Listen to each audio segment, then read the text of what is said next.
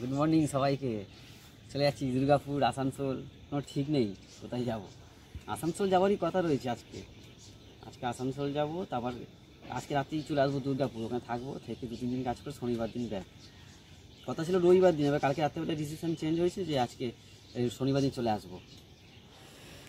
দেখেছো বাইরে গেলে কত কিছু আইটেম। এইখানে হচ্ছে কম্বল নিয়েছে,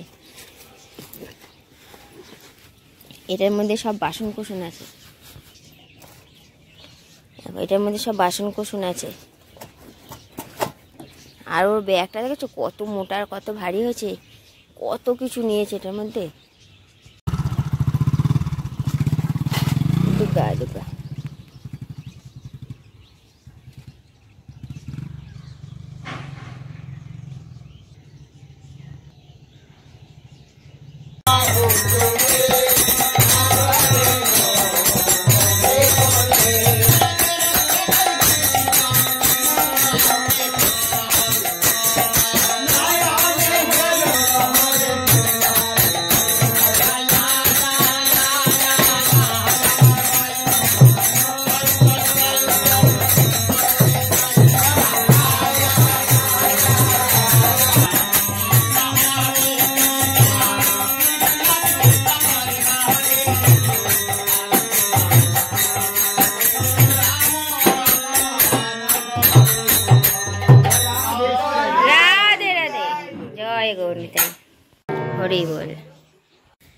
গুড মর্নিং। কেমন আছো তোমরা সবাই?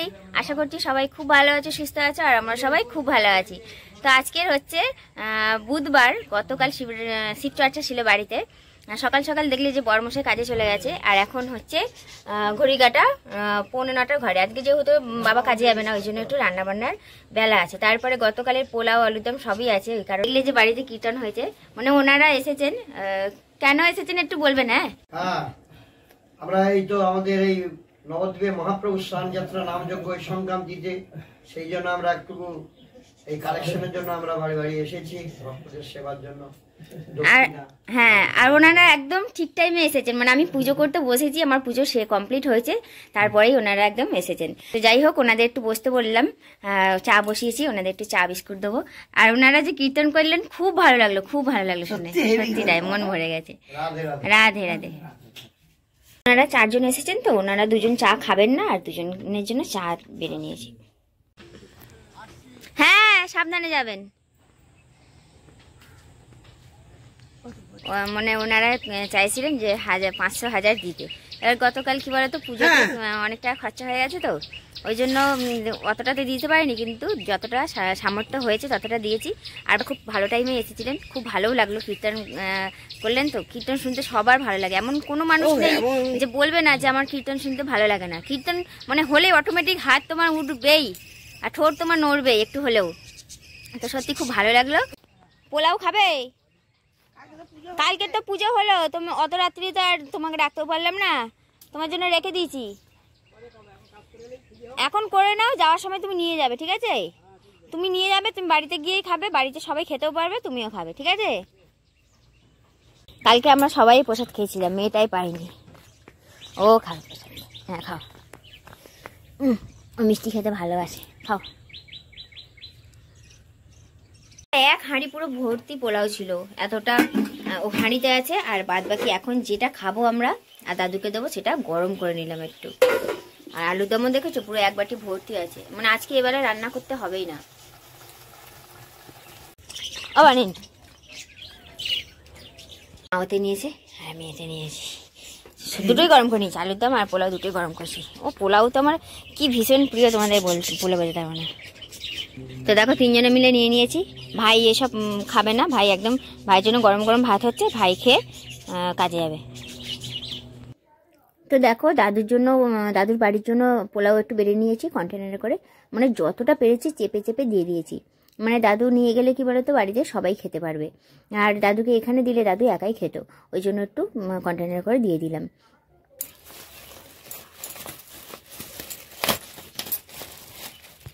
মাম্পু কিন্তু আসানসোল পৌঁছে গেছে, আর পৌঁছে গিয়েই এত সুন্দর একটা ভিউ আমার সঙ্গে শেয়ার করেছিল, আর আমি তোমাদের সঙ্গে শেয়ার করলাম। তো দেখো কত সুন্দর এই জায়গাটা। ড্যামের এই পাটটা দেখো পুরো জলে ভর্তি, আর এই পাটটা পুরো শুকনো একদম।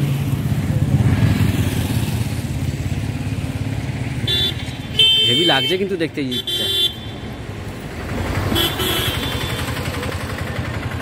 Hello everyone, good evening.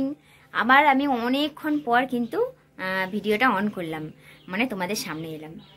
সেই দুপুরে খাওয়াটাও তোমাদের সঙ্গে শেয়ার করিনি, কারণ কি বলতো, সেই একই জিনিস, সেই পোলাও আলুদম খাবো, ওই জন্য আর খাওয়ার সময় আর কোনো ভিডিও করিনি।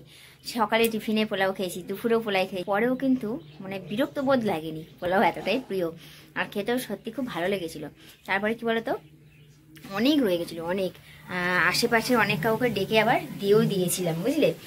আগে দিয়ে দিয়েছি, তারপরে যা ছিল সব আমি, বাবা আর মা তিনজনে মিলে খেয়ে নিয়েছি। খাওয়ার পর দুপুরে একটু ঘুম, তারপরে আর কি, এখন সময় হচ্ছে 6:30 বাজে। সন্ধ্যে দিয়ে উঠে চা বসিয়েছি, লিকার চা বসিয়েছি। মাথায় চপচপ করে তেল মাখলাম, হাত দেখো চপচপ করছে, মানে অনেকটা তেল দিয়েছি, ভালো লাগছিল না। চা দিয়ে বিস্কুট দিয়ে খাই, তারপরে মা বললো একটু মশলা মুড়ি মাখতে, মশলা মুড়ি খাওয়া হবে। আর রাত্রিরে আজকের হবে গরম গরম টমেটো দিয়ে ডাল, আলু ভাতে পেঁয়াজ ভাজা দিয়ে আলু ভাতে মাখা হবে, আর ভাত। কালকে থেকে পোলাও খাওয়ার পর একটু মানে সাদা সিম্পল খাওয়াটাই উচিত, আর খেতেও ইচ্ছা করছে ডাল আলু ভাতে, তো রাত্রিরে আজকে ওটাই হবে।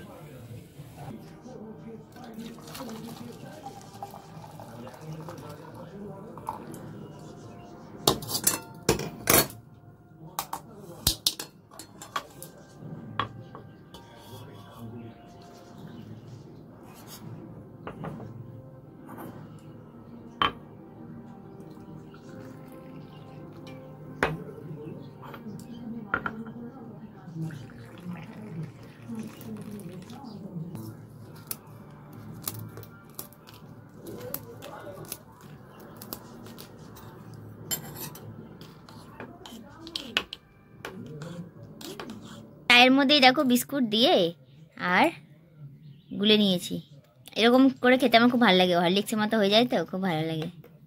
এমন চায়ের মধ্যে বিস্কুট দিয়ে গুলে খেতে কার কার ভালো লাগে বলো তো? আমার তো খুব ভালো লাগে, মানে ডুবিয়ে খাওয়ার থেকে এরকম চায়ের মধ্যে গুলে নিই, খুব ভালো লাগে। মেরি বিস্কুটের থেকে যদি আবার হরলিক্স বিস্কুট হয় আরও বেশি ভালো লাগে, খুব ভালো লাগে। চাটা অন্যরকমই টেস্ট হয়ে যায়, তখন আর চা থাকে না।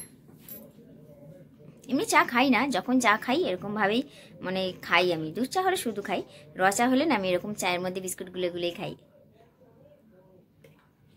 চা খাবার পর সব কিছু একদম রেডি করে নিয়েছি মুড়ি মাখবো বলে। মটরশুঁটি, মূলো, ভাজা মশলা, কাঁচা লঙ্কা কুচি, অনেকটা বেশি পরিমাণ ধনেপাতা সব দিয়ে একদম, আর হ্যাঁ সর্ষের তেল সব দিয়ে একদম মুড়িটা মেখে নিচ্ছি।